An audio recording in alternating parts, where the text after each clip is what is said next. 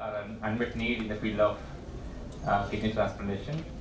So Dr. Ganesh doesn't need any introduction. Over to you, Dr. Ganesh.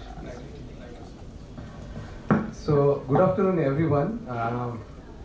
At the outset, it's indeed an honor and privilege to deliver a talk amidst the august audience of the eminent nephrologists, not just from Telangana, but from across the country. When I was just walking into the hall and when I met with few of my nephrology colleagues and friends from my hospital and others, everybody has a surprising look. It's like I'm an alien in the extraterrestrial terrain. So, but a lot of things are happening in the field of nephrology, which has relevance to hematopoietic stem cell transplant. And this is still in experimental stage, but the results or the concept is quite promising, and the proof of concept is already being implemented in a vast way in the field of hematopoietic stem cell transplant. So thank you to Manjulata Madam and the Hyderabad Nephrology Forum for this privilege and honor.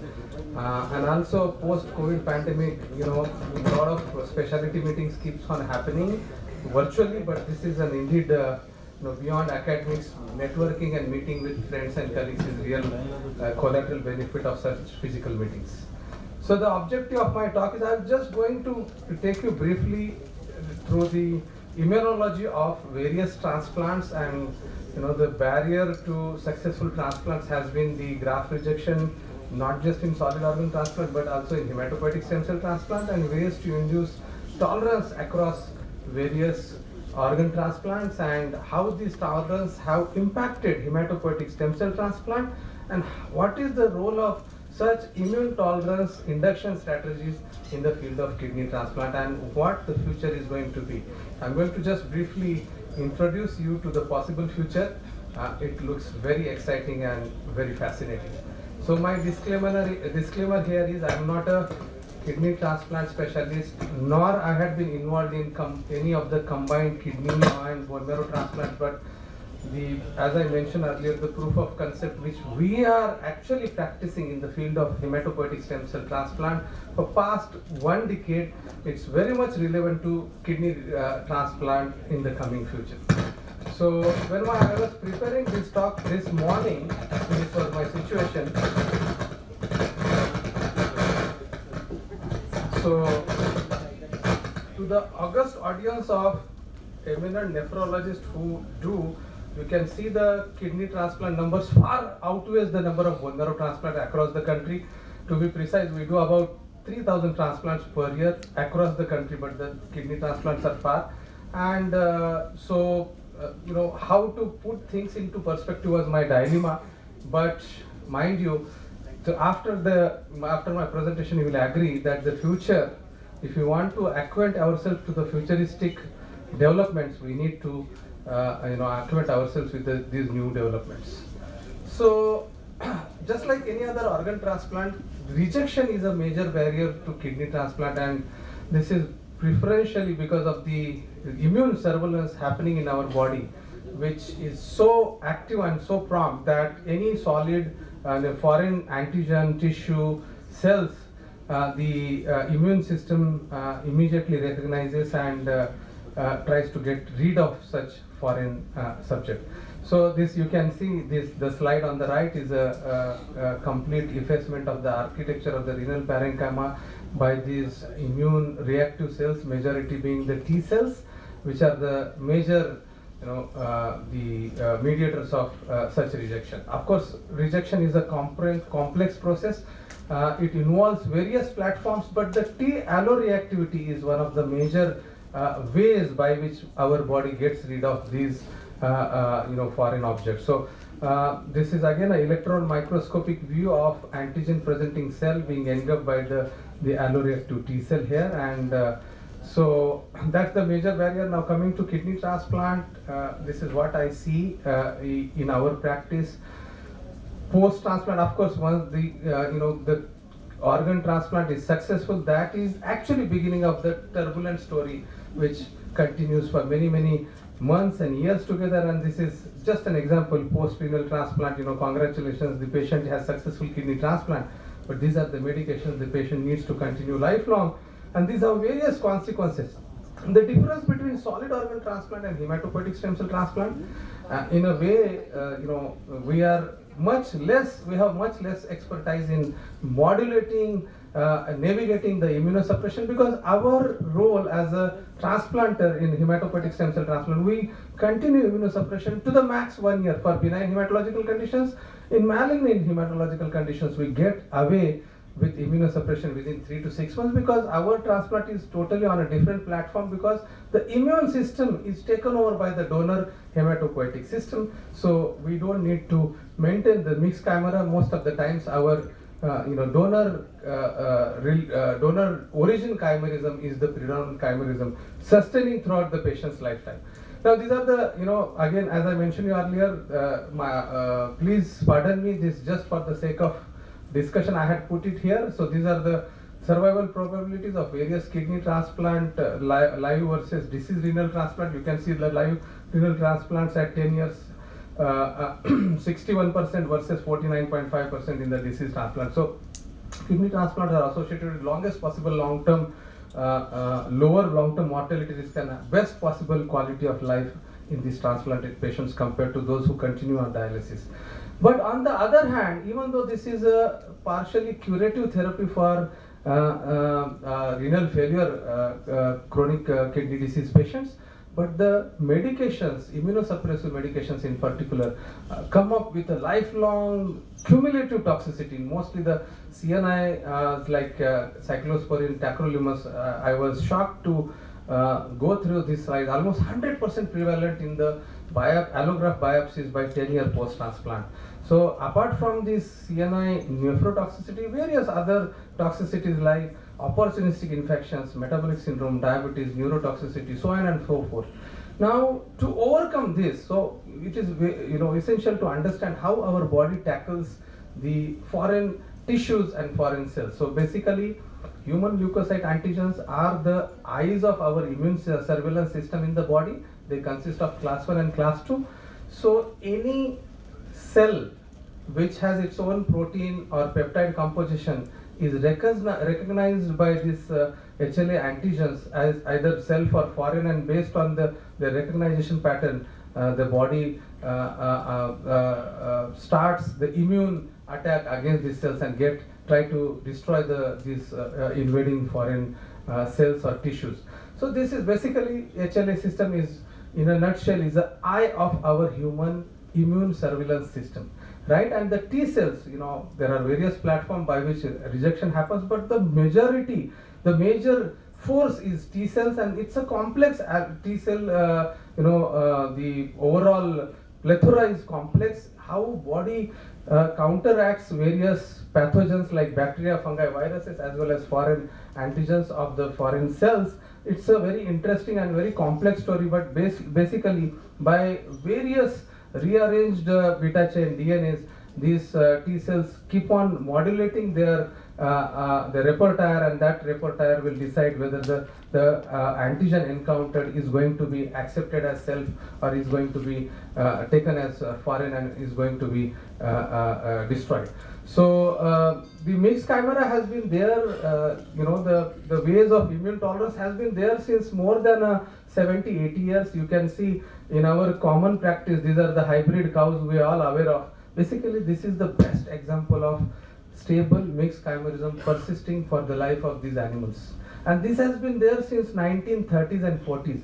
And what has been found, interestingly, after this mixed chimerism, these embryos are, these cells are mixed, and that's how you get these hybrid cows. And it has been found by various scientists, late 40s and 50s, that these cows, the sibling cows who are hybrids of each other, their organs can be transplanted into each other without any rejection and without any immune activation of the body of the cows. So this has been there, and thanks to the pioneering work by Professor Medawar, this was, mind you, again 1940s.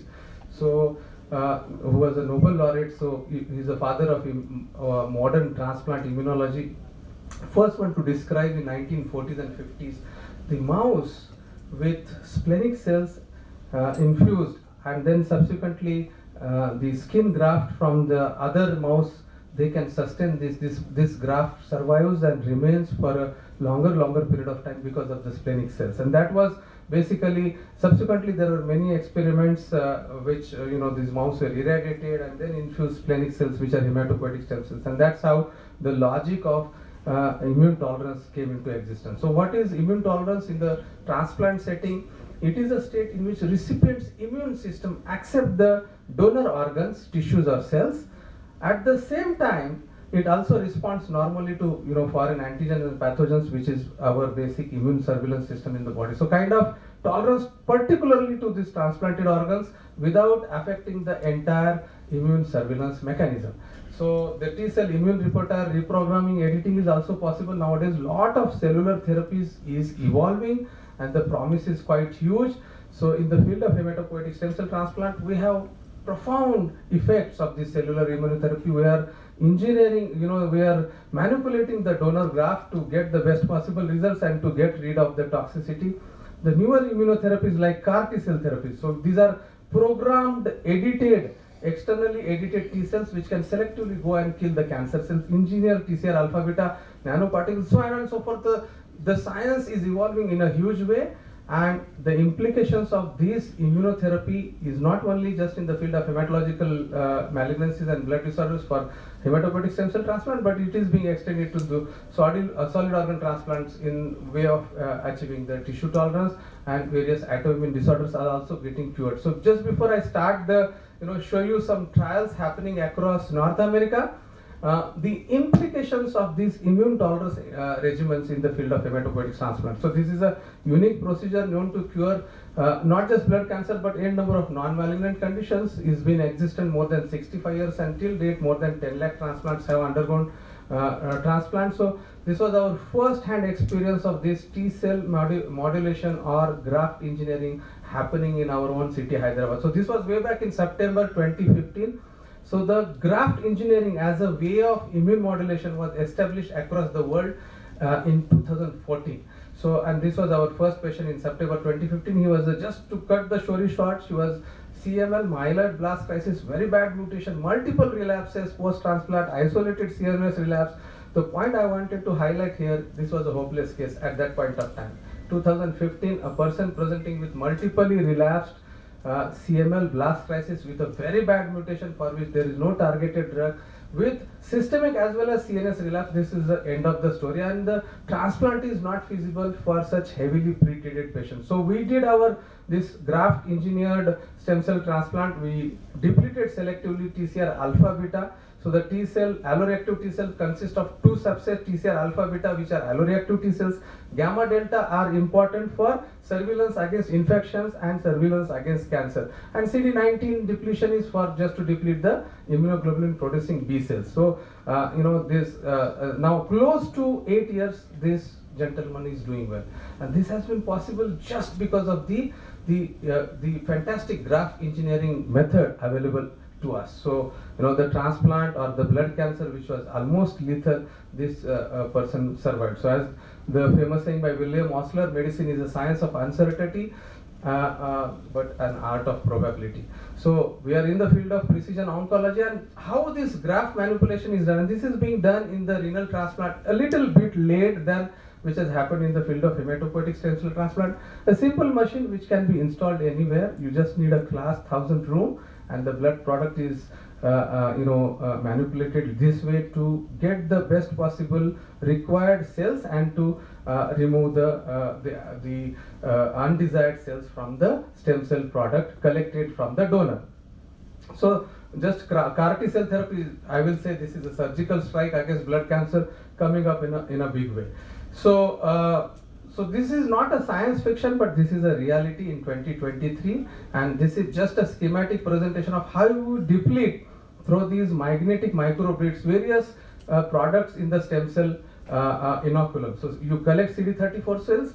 In hematopoietic stem cell transplant, we remove alpha beta T cells, whereas in kidney transplant, you keep alpha beta T cells because you need those cells for facilitating kidney graft engraftment.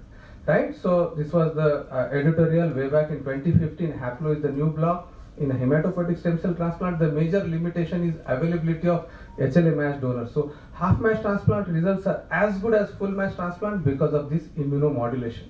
Now coming to immune tolerance in the field of kidney transplant. So what the major barriers were, primary challenge was HLA, the donor and recipient HLA mismatch, and the other challenges, as I mentioned you earlier, toxicity and long-term complications associated with conditioning. And in the field of the immune tolerance induction regimens in kidney transplant, the initial barriers were high risk of GVHD. The graft rejection was quite high. But over a period, so this immune tolerance induction experiment started way back 1960s and 70s in Stanford. So it's almost 60 years. The science has evolved very slowly, but that's how the science, the preclinical models to clinical model transition takes. So the father of this kind of immune tolerance induction regimens, Dr. Samuel Strober, what he established is by giving a conditioning regimen which involves mostly the total body irradiation and ATG, which will tolerize the T cells to facilitate engraftment of this kidney and prevent the rejection of the kidney. And this over a period of time, the donor as well as the recipient T cells learn to exist together, and that's called as immune tolerance.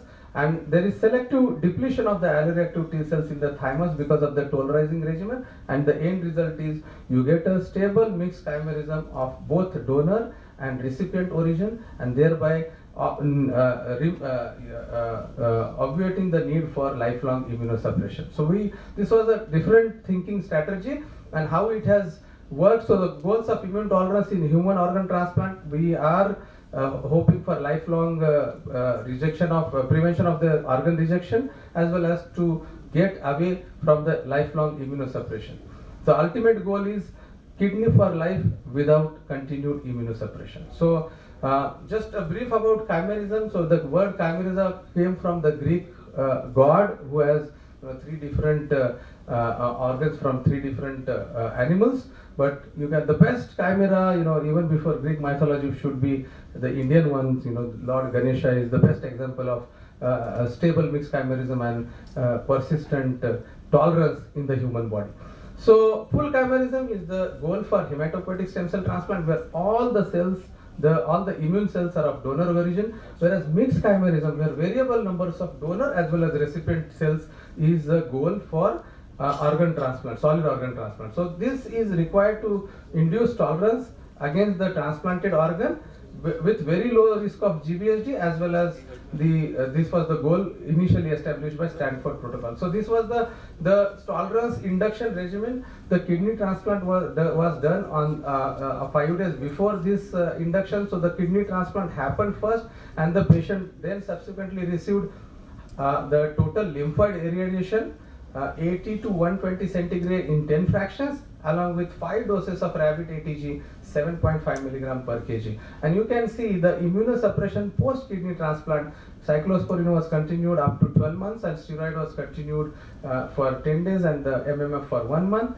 And the immunosuppression was withdrawn if there is the establishment of mixed chimerism by various assays, which has been discussed in the morning. Persisting mixed chimerism for more than 6 to 9 months, no evidence of rejection and no evidence of GVHD.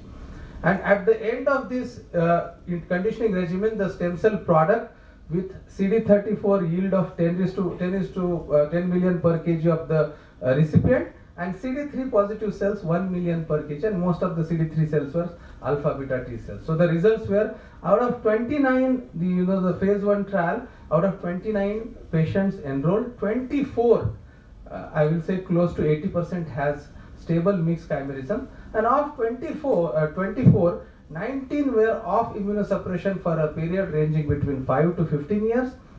Out of these 24, 2 have acute rejection, but the rejection was again overcome by re-establishing the immunosuppression. The 3 out of 24 developed the original kidney disease, and 5 out of 29 continued immunosuppression because there was no evidence of stable mixed chimerism. And you can see across those 19 patients who were off immunosuppression, this is the kidney biopsy at 1 and 2 years post-transplant, which which you can see the very well preserved renal parenchymal ecotexture. And this is the pattern of the chimerism, the T cells, B cells, and the various blood components. It was very well maintained in the patients who maintained the stable mixed chimerism. Among the various HLA mismatch transplants, this was more intensified with more ATG and more robust TBI, and you can see the result. Unfortunately, in contrary to full HLA matched kidney transplants, in the various mismatched kidney transplant, the stable mixed chimerism was not achieved in the prerequisite level. Only 11 out of 27 have mixed chimerism, 8 out of 27 lost chimerism of tacrolimus, 3 out of 8 has reversible rejection, and 3 out of 8 have preserved chimerism on a long run. So because there was higher rejection rate in the HLA mismatch kidney transplants, so what they did, they escalated the dose of TBI, and thereby the incidence of stable mixed chimerism was increased. So you can see this is after the modified protocol from 2005 to 2022. You can see the survival at 1 year was 100%, and survival at 5 years was 96%, with 94% patients maintaining the stable graft in these patients. So again, the major problem was viral reactivations initially within 2 years because of the immunosuppression, and because of this, the acyclovir as a prophylaxis is maintained for up to 2 years in those transplant patients. So again, to summarize the Stanford protocol, 85% patients develop mixed chimerism have been withdrawn from immunosuppression. It's a great news because these patients otherwise would have been lifelong immunosuppression. Of course, the cost implications for this tolerance induction as well as the product manipulation, the donor graft manipulation can be huge. And then across these subsets, 68%, close to 70% have remained off immunosuppression for a period up to 15 years. So these are the various conditioning protocols across various institutes. At this point of time, 3 institutes where it is being very aggressively taken forward: Massachusetts General Hospital, Stanford, Northwestern. All of them have different protocols and different graft composition. So this is another trial from Northwestern and Stanford collaborative effort. So what here they have done is, contrary to donor stem cell infusion, they have developed a product on the machine which I mentioned, the TCR alpha beta depleted platform. That's a machine developed by Miltenyi Biotech. So here what they have done, the FCR001 is a product which contains CD34 positive stem cells, the graft facilitators like NK cells, dendritic cells, and a prerequisite dose of CD3 positive cells. So this is a dual immune system in the transplant recipient, with immune cells from the donor as well as the recipient. So basically this product contains CD34 positive stem cells, facilitator cells, and alpha beta T cells. And this is the protocol, the conditioning regimen with TBI as well as ATG, and the immunosuppression is scheduled to be withdrawal after 1 year post transplant. So again, these are the results of this phase 2 clinical trial. So 37 patients were enrolled, of which almost 72.9% have stable mixed chimerism, of which 26 have durable chimerism, they are off immunosuppression, of which 2 have died of unrelated causes, and 1 has durable chimerism with manageable graft versus host disease, unfortunately requiring immunosuppression, and subsequently because of the immunosuppression required, they developed opportunistic infection and succumbed. And then of which 8% patients have transient chimerism, so 21%, and subsequent rejection. So they were again restarted on immunosuppression. There was mortality in those with graft rejection also. So 5% patients didn't achieve any mixed chimerism on the longest possible follow-up. So this is the follow-up on immunosuppression free recipients. You can see the longest possible follow-up 10 years, and you can see almost depending upon their enrollment period, the patients who sustained mixed stable chimerism were off immunosuppression for the longest follow-up of 10 years. And this is just for the understanding. I had put HLA antigen match profile. 1, 2, 3, 4, 5, 6 out of 6 HLA antigen match. All the patients, all kind of composite patients were enrolled in this trial, and this is the in the patients who achieved maintained stable mixed chimerism of immunosuppression. This is their chimerism curves. So to be precise, the conclusion was 90% patients with stable mixed chimerism discontinued immunosuppression at 1 year, and 96% of the patients with chimerism discontinued immunosuppression at so the 3 months and 6 months. The patients who achieved mixed chimerism at 3 months, 90% were able to be discontinued on immunosuppression. At 6 months, 96% this number increased. So the future of this kind of solid organ transplant with these immune tolerance induction regimens by way of infusing hematopoietic stem cells along with the immune facilitator cells looks quite promising. And this is another pediatric platform, of course not directly related to you, but shrinkage immunoosseodysplasia. The children are born with this bony lesions, bone marrow failure and kidney failure. So in the same Stanford, these patients were taken for half match bone marrow transplant upfront, and then subsequently the kidney transplant from the parents from which the stem cells were collected, and the survival is quite and this is the conditioning regimen, little more robust, and these are the children who have a dismal outcome with 100% mortality within first 3 to 6 months, are alive beyond 5 years of timeline. So future, not just in kidney transplant, these kind of immunomodulating platforms are also being exploited across various autoimmune conditions, immunological disorders, hematopoietic stem cell transplant, and various solid organ transplants. And in the not just living donor transplant, the STOP PT kidney transplant is an ongoing trial, phase 3 trial across Europe and North America. But this is being also further taken forward in the cadaveric HLA mismatch, various solid organ transplants. So the future of this kind of immune modulating platforms seems to be quite exciting. And many of the times, as a clinician, we get ourselves away from all these newer fascinating therapeutics by excusing ourselves by that we are a poor country. We are no more a poor country. India is the 5th largest economy across the globe, and in a span of 9 months, if we can develop such an effective COVID-19 vaccine, these kind of newer advancements are within our reach. So there is a lot of light at the end of this suffering patients. So we definitely need to change our approach to offer the best possible chance of cure and survival across this diverse population. So with that, I will end my talk here. I know it is just not having a first-hand experience. This was just a data presentation, just to brainstorm you about what is the future development and how we can, in which way we can acquaint these newer innovations in the field of kidney transplant. Thank you.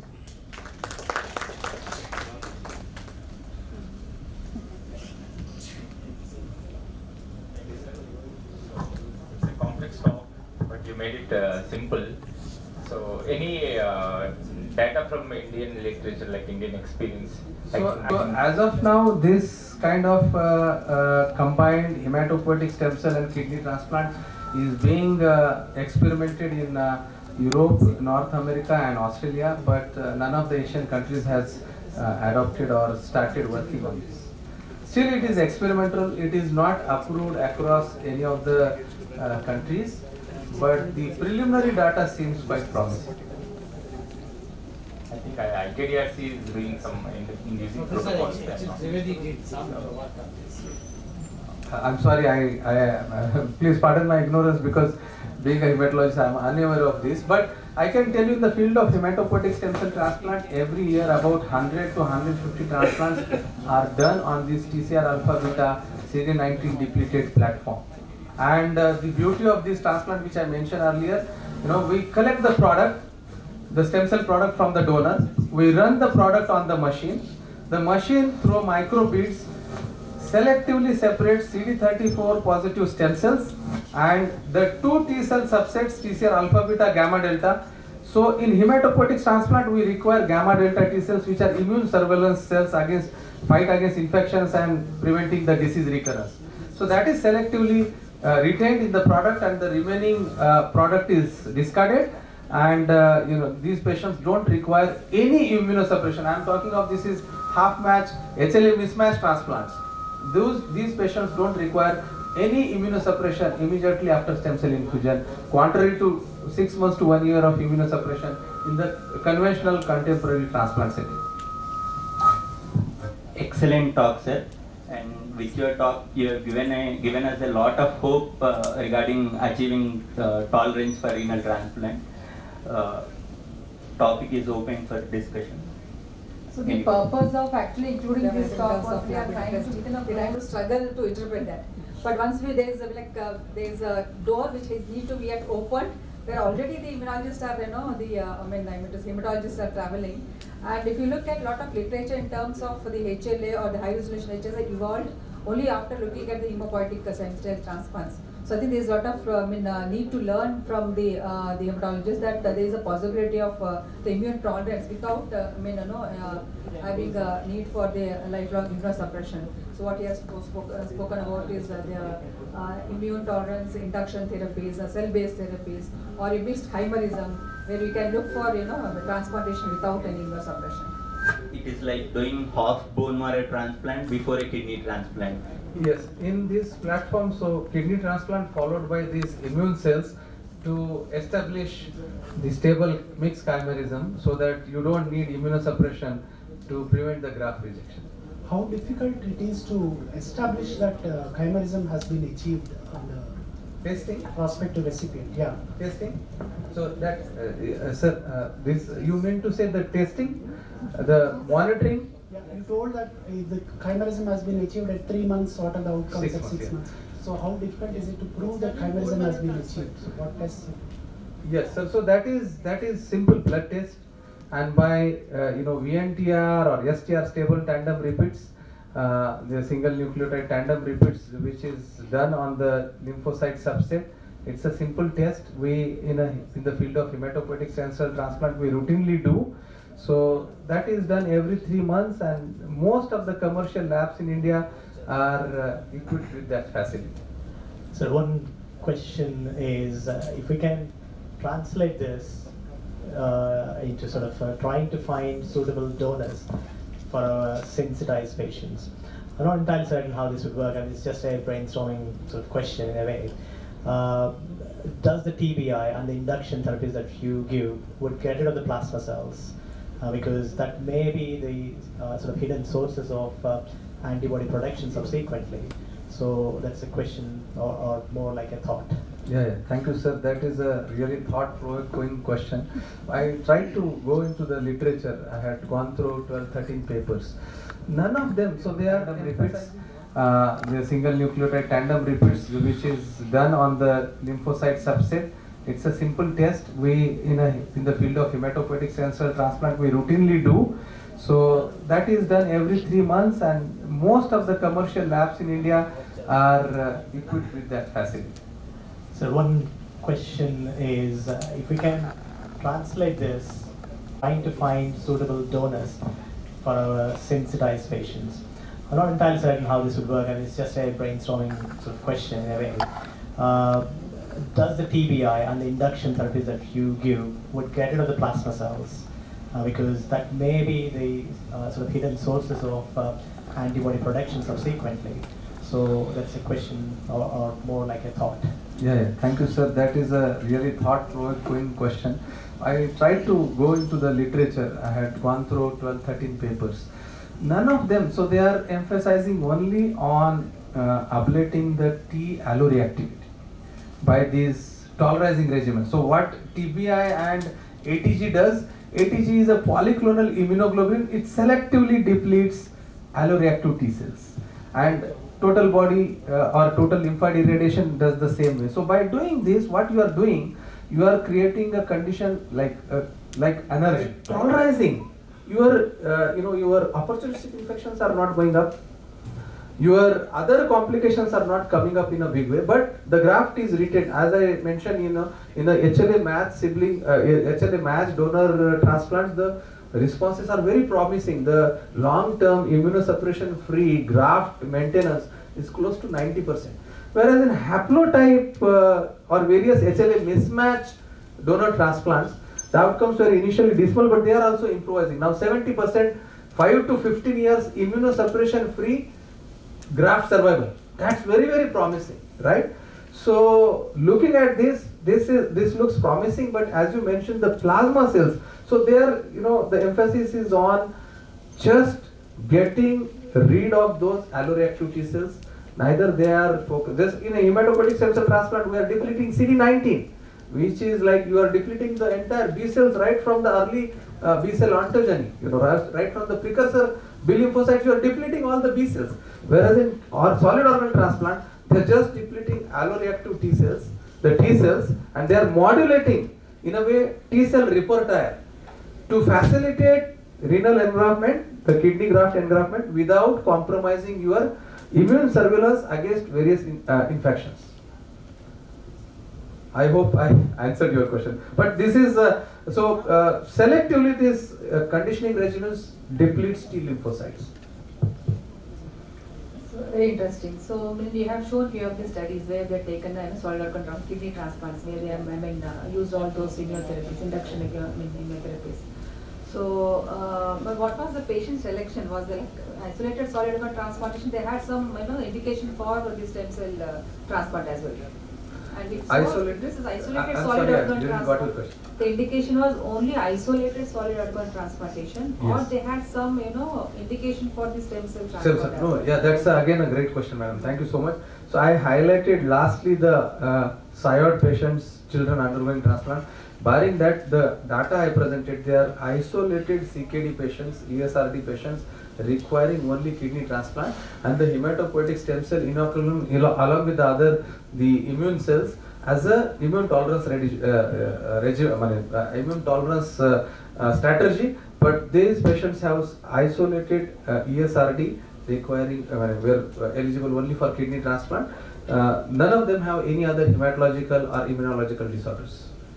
Many patients were from lupus nephritis. Many patients, whether the causes of renal, ESRD were different, vast, diverse, but none of them have associated hematological abnormalities. I have a doubt about the infectious complications. When you do a new therapy with a selected population and you saw that there are very few infections, that doesn't translate to a larger trials, or Yes. to a small group of trials.